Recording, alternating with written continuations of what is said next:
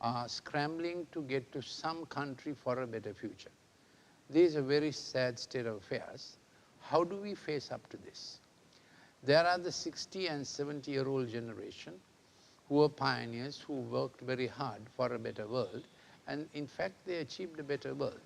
We know from 1950 to nearly 1990, world grew and people grew with it. There were great pioneers, great brand names. So the world grew.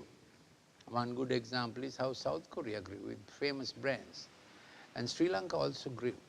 But we know since 1990, world economy, ecology, and different things began to run down.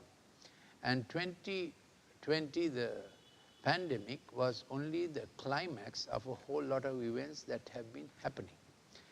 So we have the 60-year-olds, 70-year-olds who are saying, what happened to the world be built with all our strength? Then you get the 45-year-olds whose children are now 15 and they are very concerned for the future of their kids. So droves of young people are looking to go to greener pastures to study, offer some work permit. NI airports are full with this.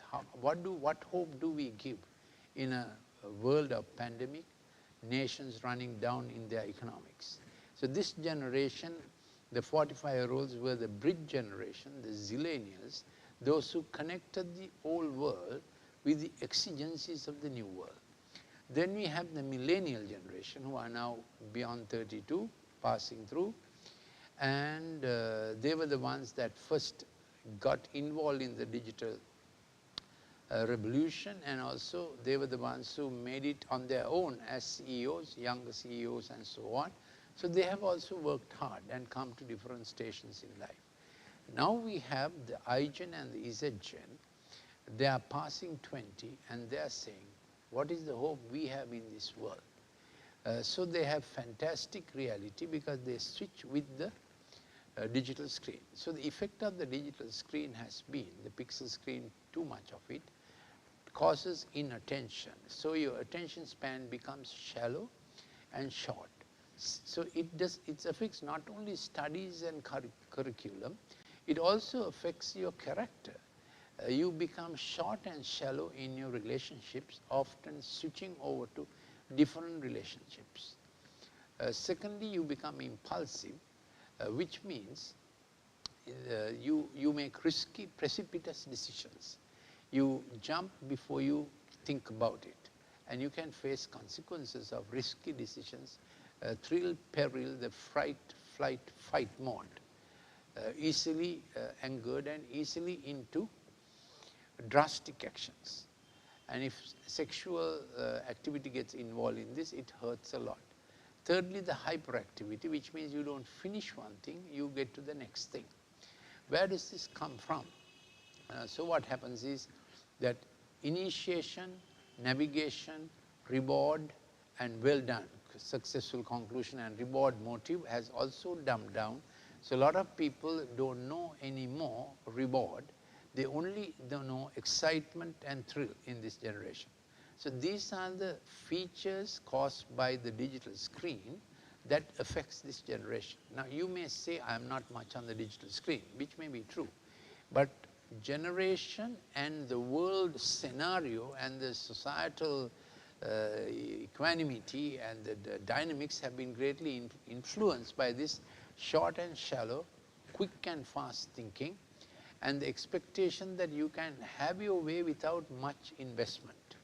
So the expectation is great, but the reality is not so great. So happiness is equal to reality minus expectation. So when your expectation is sky high, lofty eyes, that's how this list goes, lofty eyes and placing your desires always in very high ground, sort of unachievable realities, fantastic realities, then you begin to have frustration on a major scale. So I have described 4 generations involved in the present trouble. What is the present trouble? How the generations have moved rather isolated, each generation thinking the best for themselves. So we have the tragedy of so many young people fleeing the nation, and then who will look after their parents? This is there. Then What the digital screen does is, because of the kinesthesia, people live not in the present but in the next. So before initiation, in what you initiated, you have to navigate through. That may involve time, and sometimes like marriage, it's a navigation through all of your life. Then you have a successful conclusion and a reward motive that propels you with a reward motive into your next interval. That is quite disrupted. People have a lot of disappointment, frustration, anger, criticism, blame transfer, and they try to get on to the next thing, driven by what was broken in the last hour. This is called top-down. We should operate in top-down regulation, but we have moved to bottom-up regulation. Whatever went on in the last hour is driving us in a way we did not plan. Then, because of the kinesthesia of the pixel screen, there's a generation that is always on the move, from this job to that job, this project to that job, that project. So they are not in the present, they're always in the next, always in the next. So we know that always in the next kinesthesia is an imbalance, and dopamine is driven till sometimes they get chronic fatigue syndrome and depression easily. And that's why the suicides. So we are training parents. I'm Dr. Lalith Mendis. My last substantive post was as head of Department of Pharmacology in a state medical faculty. If you want any more detailed clips on any one of the subjects I'm touching in general today, please send a WhatsApp to 076 313 4800 if you are in another nation, plus 94 76 313 4800. So when the person is on the screen a lot, the kinesthesia moves him from this to this, next one. They are always on the next one without finishing the present one, from where you get your reward. Secondly, they hear a lot of voices from outside as to what they ought to be, how they like to be, and they lose their inner voice. Now I want to emphasize this: the Good Shepherd speaks your destiny in your inner voice. He said, "My sheep hear my voice." So if you have a destined life, you hear your destiny in your inner voice. When you are listening to so many other voices because of the screen life, you lose your inward direction of who you are. Then the visuals of the screen also sets you up always for the fantastic, unachievable, because you have vision on the outside, but not the character to develop the vision. So vision makes you think or look for much, expect much, but you need character to implement the vision to a successful end conclusion. So between vision and implementation, there's a big disconnect. So there are so many projects hanging in the air without a successful end conclusion, which affects your character. At the same time, when you are listening to so many voices on the screen life, you lose who you are. The empathic, intuitive, that's what the brain tracks show you. The brain tracks will show you the empathic, intuitive, authentic me. I must have an authentic me in a changing world. For that, you must have your inner voice speaking to you and the Good Shepherd speaking to you in your inside. The second important tract is empathic relational. That is all jumbled because you have short, shallow relationships. There are no firm foundations in relationships. So if the younger generation is listening to this, I'm addressing 4 generations. The 60s and 70s who achieved much. The 45-year-olds who are now in a real crux situation. How do we go on in the world with this kind of pressures? Then the 33-year-olds who were looking for a world that they can be fantastic, but it is not a nice world we are in. It's a world where the fittest of the survival, global schemes to get wealth out of nations into the hands of a few billionaires. And then we have the 20 to 24-year-old generation saying, where do we find our future? They are in such jetsam flotsam, they are looking for a future that the world has consumed and finished seemingly. So it's a hard time. It's a hard time. So we need to find our inner voice, and we need to find the empathic relationships that will tick our life without running down. Then the third important track is our language track, and what the screen has done is disrupted communication, disrupted oxytocin. So you get nasty people whose teeth are like sharp swords, whose speech is like daggers, because there is no language and communication.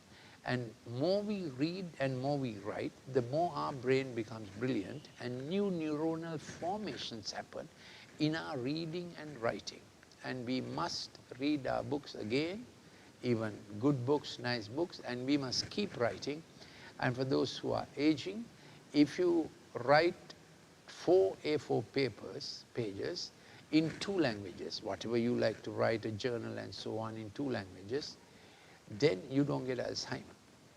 That's how powerful reading and writing is, because you know the writing clockwise, anti-clockwise, all that goes to keep your brain sharp, smart, and without decay. So that's a little brief thing about the language development. Never give up on language. 4th track is our planning, logical forecasting track. We must have that going on, otherwise the screen always gives a fantastic vision for the future. But we have to do it from now to then, now to there.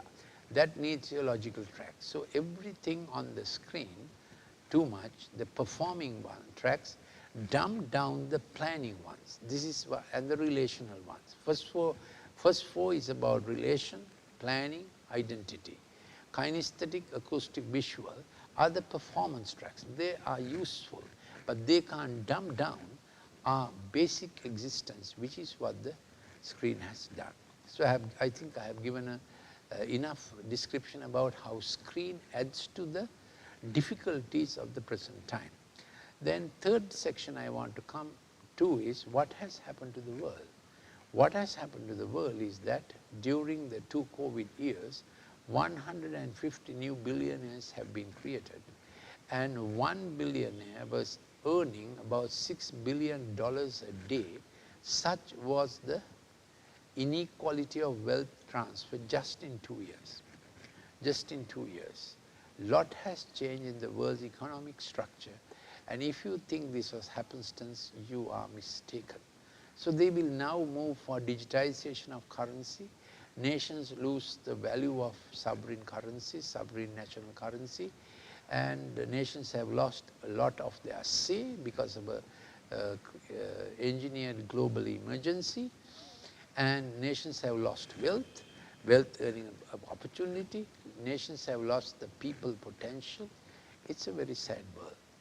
In this sad world, I am suggesting to you that man is making, few men are making most slaves. We are getting back to Pharaoh time. Make brick without straw, Pharaoh time. So we don't have the resources, but we have to keep producing food and so on.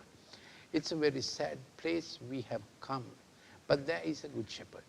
So I'm strongly pitching now that we need this good shepherd in our life. You know, till I entered medical, I came first in the island in the A-level examination doing zoo, botany, chemistry, physics. My school was St. Thomas's College, and I entered Colombo medical faculty, and in every exam I was batched up. But I realized as my brain got brilliant, my heart had no room for others. Research, knowledge, they were my twin gods. Research and knowledge, research and knowledge. Every frontier has to be explored, and it's a world where weak has no place. This I realized, thankfully. Then I realized there is a good shepherd who works with my brain and my heart. My suggestion is, when the brain is increasing, heart is shrinking, if you don't take special steps to keep your heart growing. This is where the good shepherd comes in and says, I will create in new paths that you will walk well, and I provide you your table of life. That's what he said. I will provide you your table of life, your place. Maybe you are the senior, maybe you are the most capable of, which means you are the benefactor, so that others sit alongside you and you make their world better because you are benefactor, they are beneficiaries. You may be a company chairman, you may be a doctor, lawyer, whatever your station in life, at least your family depends on you. So you become a benefactor to your family. But your ability is greater. You can create a workplace which offers livelihood for 10 more families. So you are a benefactor. If you are a chairman of a large company, then you may be providing livelihoods for 10,000. That's the measure.